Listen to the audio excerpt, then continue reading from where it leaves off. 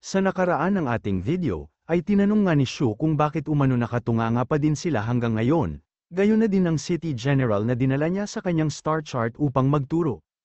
Pero tinanong lang naman nila, kung ang target daw ba talaga nila ay ang malaking dragon na lumilipad, at sinabi nga ng ating bida na oo umano, kaya naman biglang nagdilim ang kanilang mga muka, at napapatanong na lang sa kung anong klase daw ng tao, ang gagawing target ang isang nakakatakot na nilalang, kasabay ng sunod-sunod na negative points.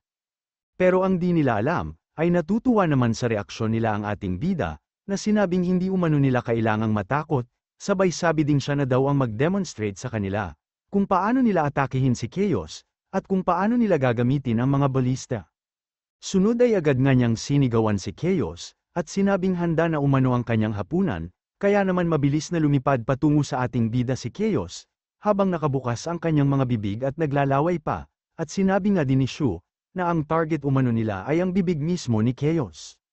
Matapos nito ay sinabi nga ni Shu, na ang kailangan lang nilang gawin, ay itutok ang baliste sa kanilang target at pakawalan ang mga malalaking palaso nito, patungo sa bibig ni Chaos. Na sinabi namang masarap umano ang mga pagkain niyang ito, habang si Shu naman ay agad na nagtungo kay Chaos, at sinabing magpakabait umano si Chaos sa kanilang pag-ensayo, dahil matapos nito ay tiyak na may gantimpala siya mula sa ating bida. Sunod ay nagtungo nga si Shu sa kanila, at tinanong kung nakita daw ba nila ang ginawa niya, sabay sabi na ganun lang din umano ang gagawin nila, pero kahit nga daw hindi sa bibig ni Chaos tumama ang mga palaso, ay wala naman daw magiging problema, dahil ang mga palaso nga daw ng balista, ay hindi naman kayang saktan si Chaos. Pero kailangan nga daw nilang tumagal sa pag-ensayo, dahil may kalakihan ang tiyan ni Chaos, at malakas din siyang kumain, kaya naman pinagpawisan ng buo-buo ang mga young masters ng Royal Capital.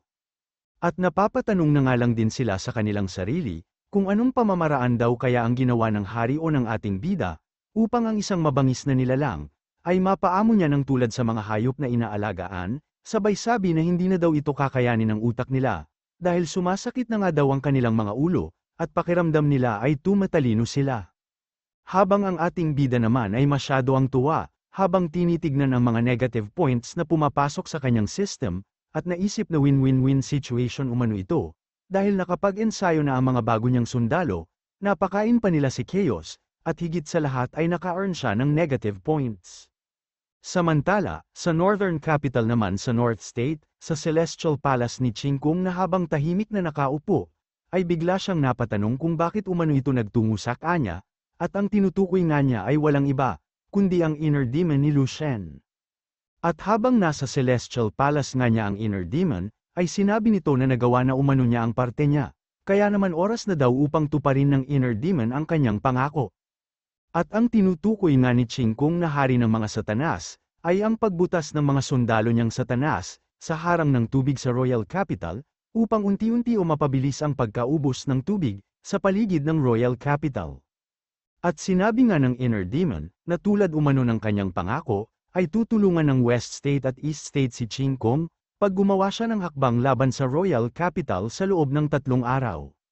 Sabay sabi na tanging South State na lang daw ang kapanalig ni Lu Shu, kaya naman hindi daw ba at mas magiging madali ang lahat sa kanila, kung magtutulong-tulong silang labanan si Lu Shu, sa loob ng 3 araw. Pero tinanong lang naman ni Qingkung, kung sigurado daw ba siyang susugod sila sa loob ng 3 araw, dahil kahit umano matanggal nila ang lahat ng harang ng tubig ngayon, ay aabutin pa din ng 7 araw, bago tuluyang maubos ang tubig at matuyo ang kalupaan sa Royal Capital. Pero sinabi lang naman ng inner demon, na sigurado umano siyang mas alam ni Lu Shu ang sitwasyon nila ngayon, kaya sigurado din daw siyang gagawa ng paraan si Lu Shu, upang magkaroon ng solusyon ang problema nila sa mga susunod na araw. Sabay tanong kay Qingkung, kung balak ba niyang maghintay, hanggang sa makapaghanda o mapaghandaan na ni Lu Shu ang pag-atake nila, sabay sabi na hindi naman daw siguro ganun kaduwag, ang matandang satanas di ba? Pero biglang ang inatake ni Qingkung ang inner demon, dahilan upang mahati ang katawan nito at agad na tumawa, at tinanong kung nais daw ba talaga siyang kalabanin, pero mainam naman daw at may tapang pa din palang natitira sa katawan ng matandang satanas. Sabay tanong kung hindi daw ba natatakot si Qingkung, na sa ginawa niyang ito, ay maaaring makipagtulungan ng inner demon kay Lu Shu, upang unahing patayin at ubusin, ang mga gaya nilang surut na satanas. Pero sinabi naman ni Ching Kung na hindi daw ba at isang clone lang naman ang Inner Demon ang nandito ngayon, sabay tanong kung talaga daw bang palalakihin niya ito, o magagalit siya kay Ching Kung nang dahil sa pag-atake niya sa clone. Pero agad lang naman itong ginamit ang kanyang abilidad, at tila naging isang maliit na bola nga ang kaluluwa ng Inner Demon, o kanyang clone, at sinabi kay Ching Kung na parehas umano nilang kalaban si Lu Shu. At dahil nga sa inis ng Inner Demon sa ginawa ni Ching Kung, ay binutis niya ang bubong ng Celestial Palace ni Ching Kung sa kanyang pag-alis. At napansin nga din ito ng mga tagapagbantay ni Ching Kung, kaya naman masyado ang kanilang gulat at takot na naramdaman, at hindi nga din sila makapaniwala na mayroong umatake sa palasyo. Agad nga din silang nagtungo kay Ching Kung, at mabilis na lumuhad, habang sabay-sabay na sinasabing hindi umano nila nagampanan ang kanilang tungkulin, dahil hindi nga daw nila naramdaman ang presensya ng kalaban, sabay sabi na nararapat umano silang parusahan. Pero sinabi lang naman ni Ching Kung na ang kalaban umano ay isang kaluluwa lamang, kaya naman hindi daw talaga ganun kadaling maramdaman ang presensya niya, pero dahil sa sinabi nga daw nilang dapat silang maparusahan, ay dapat bigyan sila ng nararapat na parusa ni Ching Kung. Dahilan upang bigla silang matahimik at lalong makaramdam ng takot, pero sinabi nga lang ni Ching Kung sa kanila, na bibigyan lang daw niya ng karagdagang trabaho ang mga tagapagbantay, sabay sabi na ang mga satanas na nasa border ng Royal Capital ngayon, ay makikipagtulungan sa West State at East State, upang maglunsad ng surprise attack sa Royal Capital. At ang misyon o gawain nga daw na ibibigay sa kanila ni Ching Kung, ay maghintay hanggang sa malaman ng kanilang kalaban, ang paggalaw o surprise attack ng mga sundalo nila, at pag dumating nga daw ang pagkakataon, ay kailangan nilang patayin si Lu Shu. At kahit na anong mangyari nga daw, ay kailangan nilang mapatay si Lu Shu, bago pa siya makatungtong ng Two Worlds Realm. Pero napapatanong naman sila sa kanilang sarili, kung Two Worlds Realm daw ba talaga ang sinabi ni Ching Kung, at kahit pa nga daw reincarnation siya ng dating God King na si Lu Shen, ay hindi daw ba masyado yata itong mabilis, dahil kailan nga lang daw nang maging isang Stage 1 cultivator si Lu Shu. Sabay tanong na din sa kanilang sarili, kung talagang ito daw ba ang karapat-dapat na kaparusahan sa kanila, o kung kailangan daw ba talaga na sila ang magtungo ng Royal Capital, upang patayin si Lu Shu. Pero bigla namang sinabi ni Ching Kung na maaari na daw silang umalis, dahil nais nga daw niyang mapag-isa, at sa pag-alis nga ng mga tagapagbantay, ay naisip nito na masyado daw yata silang mga tahimik ngayon. Sunod ay naisip nga din ito, na ang Inner Demon umano at si Lu Shu, ay dating iisang tao lang din naman, sabay tanong kung ano daw ba ang pinagkaiba ng Inner Demon kay Lu Shu. Sunod ay naisip nga ni Ching Kung, na nung sinaunang panahon nga daw, ay tanging ang mga mababangis na halimaw lamang, ang nagpapaligsahan sa kanilang mga lakas at kapangyarihan, at ang mga Blood Demon nga daw noon, ay nakasurvive lamang sa pamamagitan ng pagpasok sa katawan ng mga halimaw, at pagpapalit ng kaanyuan. At ang teknik nga daw nilang yun, ay tinatawag nilang Art of Survival, kung saan ay hinihiram o ginagamit nila ang lakas ng ibang nilalang, upang ma-preserve o mapanatili ang mga uri nila. Hanggang sa isang araw nga daw ay dumating si Lu Shen, kung saan ay pinapatay at inaalipin nga daw niya, ang iba't ibang uri ng halimaw at pinakita sa kanila ang lakas ng mga tao. At nung mga panahon nga din daw na yun, ay si Ching Kung na ang hari ng mga Blood Demon, pero dahil sa alam niya ang agwat ng kanilang kapangyarihan, ay minabuti niyang umatras at layuan si Lu Shen, dahil ayaw nga daw niyang maging kaaway si Lu Shen. Pero may mga bagay nga daw talagang hindi may iwasan, at dumating nga ang araw na kanyang kinakatakutan, at dahil sa ayaw pa nga niyang mamatay noon, ay inalay niya kay Lu Shen ang pinakamahalagang kayamanan ng mga Blood Demon, at sinabing nais daw niyang manungkulan sa tabi ng hari. Pero sinabi naman ni Lu Shen, na masyado umanong malaki ang bilang ng mga Blood Demon o Satanas, at mayroon nga din daw silang abilidad na magpalit ng kaanyuan, kaya naman kung hindi daw sila mapapasunod ni Lu Shen, ay tiyak na sakuna lamang ang may dudulot nila, kaya naman mas mainam daw kung ngayon pa lamang, ay ubusin na niya ang mga Satanas. Kaya naman sinabi ni Ching Kung, na siya umano ang Blood Demon King, at pinanganak nga daw siyang may kakaibang katangian, dahil kaya niyang pasunurin ang lahat ng mga Satanas. At sinabi nga din niya, na inaalay umano niya ang kanyang dugo at kaluluwa kay Haring Lu Shen, kung saan ay pagsisilbihan niya ito ng habang panahon, at matapos nga daw ang contract nilang ito, ay makukontrol na ni Lu Shen si Ching Kung, gayon na din ang lahat ng mga Satanas. Pero tinanong naman ni Lu Shen, kung bakit daw ang mga Blood Demon ay may tinatawag na hari, dahilan upang matahimik ito at manginig sa takot, habang iniisip kung hindi pa daw ba sapat, na magkaroon sila ng contract at maging alipin siya ni Lu Shen. Pero bigla nga ding tumalikod si Lu Shen, at sinabing pumapayag na umano siya na magkaroon sila ng contract, dahilan upang agad ding pagpawisan ang hari ng mga satanas na si Qing Kong, habang iniisip na ganap na siyang alipin ngayon.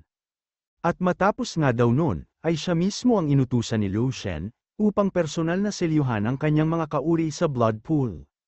Kung saan maging ang mga batang blood demon o satanas nga daw, ay kasama din sa mga sinelyuhan nila, at bukod nga daw doon ay inutusan niya ang kanyang mga kapamilya, upang mag-transform at maging isang estatwang bato, upang bantayan ang blood pool kung saan nakaselyo ang mga blood demon. Sinabi nga din niya, na maging ang kanyang anak umano ay sinakripisyo din niya, at kahit umano masyado ang pagmamakaawa nito, at tinatanong kung paano itong nagawa ng kanyang ama sa kanya, ay hindi naman siya nilinggan ni Qing Kong, na nanatiling tahimik lamang. Binali nga din daw ni Qing Kong ang kanyang mga pangil, gamit ang sarili niyang mga kamay, kung saan ay pinaubaya din niya ang kanyang buhay o kamatayan sa mga kamay ni Lu Shen. Maging ang kanyang mga sandata o espada nga daw, ay binigay din niya sa iba, at pinilit nga din daw niya ang kanyang sarili, na mamuhay ng may takot sa kamatayan, kung saan ay nakulong nga daw siya sa paghihirap, at kawalan ng kapangyarihan. Naging matagumpay naman daw siya, sa pagmamakaawa kay Lu Shen noon, nahayaan siyang mabuhay at magsilbi sa tabi niya. Pero ang pananatili nga daw niya ng buhay hanggang sa ngayon, ay tila walang katapusang kaparusahan sa kanya. Gayunpaman, ay tiniis nga daw niya ang lahat ng mga yun, ng sobrang habang panahon, para lamang sa isang sugal, at ang tinutukoy nga niyang sugal, ay ang pagdating ng panahon, kung saan ay mabibigatan na si Lu Shen sa lahat ng kanyang isipin, at ang pagiging arogante at paranoia niya, ay maglalaho matapos siyang magkaroon ng inner demon.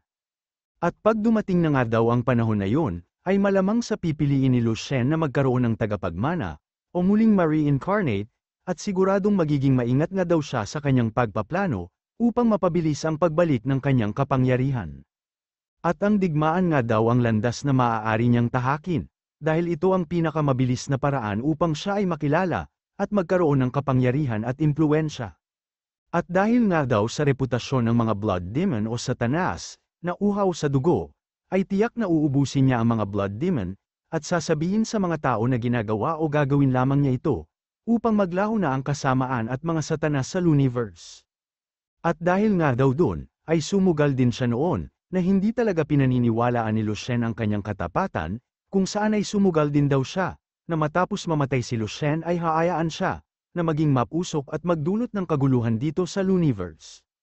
Upang ang kanyang tagapagmana, ay siyang lilinis sa lahat ng mga kaguluhan at sakuna, na may dudulot ng mga satanas dito sa universe, at mula noon pa nga daw, ay talagang ang mga sumusunod na henerasyon na ang nakikinabang, sa mga ginagawa ng nakaraan o nakalipas na henerasyon. At kahit nga daw hindi niya alam, kung gaano katagal ang aabutin bago mangyari o magkaroon ng resulta, ang ginawa niyang pagsugal, ay lagi naman siyang nagkakaroon ng pag-asa, sa tuwing nai-imagine niya ang pagdating ng araw, kung saan ay magbabalik na ang kanyang heart blood, gayon na din ang kanyang kalayaan, at ang pag-abot sa Two Worlds realm. At sa tuwing naiisip nga daw niya, ang mga papuri ng hari sa kanya, dahil sa maayos nitong pamamalakad sa North State, ay naiiyak na lang din siya kung saan ang kanyang luha ay dugo, at sinasabing balang araw ay maipaparamdam din niya, ang kanyang sama ng loob kay Lu Shen, na inabot na ng ilang libong taon. Samantala sa isang lugar naman sa inner city, ay ginamit ng Squirrel ang kanyang abilidad, upang makapag-ensayo sa pakikipaglaban ng ating bida, sa mga kapwa niyang maestro levels. At dito nga ay sinabi ni Xiao Yu, na ang pakiramdam umano ni Shu sa biglaang paggawa ng portals ng mga maestro levels, ay nag-improve na naman, dahil mas mabilis na nga daw ang nagiging reaction niya, habang tumatagal. At sinabi nga din ni Shu, na ang pag-ensayo umano niya laban sa mga maestro nitong mga nakaraang araw, ay talaga namang epektibo. Pero biglang ang tinanong ni Xiao Yu ang ating bida, kung bakit umano biglaan ang naging pag-ensayo niya, sabay tanong kung mayroon na daw ba siyang sapat na negative emotions, upang maabot niya ang sunod na antas ng cultivation. Pero sinabi naman ni Shu na gawa-gawa lang ng inner demon, ang patungkol sa negative points, sabay sabi na kung hindi umano sila gagawa ng aksyon laban sa ating bida ngayon, ay kailangan pa din nilang alalahanin ang patungkol kay Qing Kong.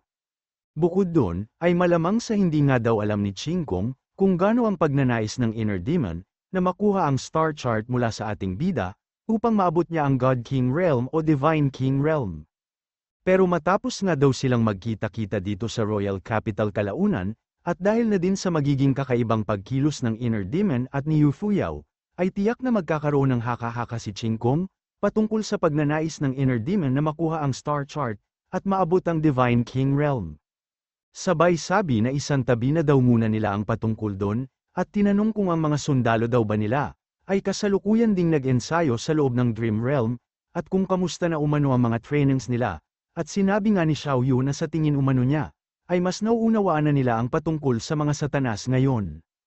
At nitong mga nakaraang araw nga daw, ay ninais ng ating bida na mas maunawaan at malaman ng lahat, ang kainaan ng mga Inner Demon bago nila ito labanan, ay pinagamit niya sa Squirrel ang abilidad nitong gumawa ng panaginip, upang makalaban nila ang mga satanas sa kanilang panaginip. Pero sinundot-sundot nga lang daw nila ito, at sinabi na ang pangit daw palang nilalang sa kanilang harapan, ay ang mga tinatawag nilang satanas, sabay sabi ding nakakita naman na daw sila ng madaming pangit, pero hindi nga daw kasing pangit ng mga satanas. Dahil sa unang tingin pa nga lang daw ay pangit na ang mga ito, at habang mas matagal nga daw nila itong tinitignan, ay mas lalo itong pumapangit sa kanilang mga paningin. Kaya naman daw nakakaawa ang kanilang Squirrel, dahil walang silbi ang paggamit niya ng kanyang abilidad upang matrain sila Heitan, dahilan upang sabihin na lang din ng ating bida, nabibigyan niya pa ng mas madaming marrow fruit ang Squirrel, paglabas nila dito. Pero bigla nga din nilang narinig, ang malakas na pagtawag nila Zuan at Negrito sa pangalan ng ating bida, dahilan upang agad na magising sila Shu, at dito nga ay sinabi ni Negrito, na mayroon umanong gulo na nangyayari. At masyado nga ang gulat ng ating bida, nang sabihin nila Zuan na mukhang may isang maestro level umano, ang nag-surprise attack sa kanila dito sa Inner City, at kasalukuyan nga daw itong nakikipaglaban ngayon sa training ground ng Sword Pavilion. Agad ngang nagtungo sila Shu sa training ground ng Sword Pavilion, kung saan ay bumungad din sa kanila ang kumpulan ng mga disipulo ng Sword Pavilion na nanunod sa laban. At habang nagaganap nga ang kanilang labanan, ay masyado ang pagtawa ng maestro level na nagtungo dito sa Inner City, habang sinasabi na ang mga taga Sword Pavilion umano, ay mas nagiging wild habang tumatagal, habang ang ating bida naman, ay naisip lang na tila pamilyar daw ang boses ng maestro level sa kanya. Pero itong si Gul Ingfei nga, ay masyado ang galit at gigil, kaya naman sunod-sunod ang pag-atake na kanyang ginagawa. Kay Wen Zaipi na pinagtatawanan sila, dahil ilang libong taon na nga daw siyang nabubuhay, pero ngayon lamang siya nakakita ng nakakashock at makapanindig balahibong cultivation technique, sabay tawa at sinabing napaka-creative daw ng mga taga Sword Pavilion. Kaya naman lalo pang nag-init itong si Gul Ingfei, na agad umusok ang bibig at nag-apoy ang mga mata, habang sinasabi na manahimik na daw si Wen Zaipi, at itikom na niya ang kanyang bibig, kung ayaw pa niyang makapon.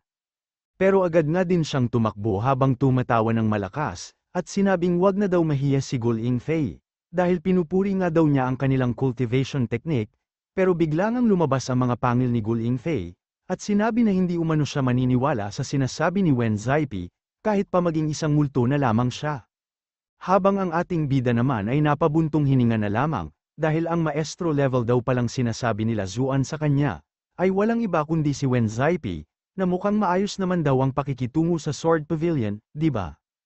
Hanggang sa dumating na nga din si Jiang, at sinabing nandito din daw pala ang hari o ating bida, na tinatanong naman kung ano umano ang nangyayari dito, at kung bakit daw nag-aaway si Wen Zaipi at Gul Ingfei, at sinabi nga ni Jiang, na sa susunod na video na lang daw niya sasabihin, kung ano talaga ang nangyari at kung bakit sila biglang naglaban.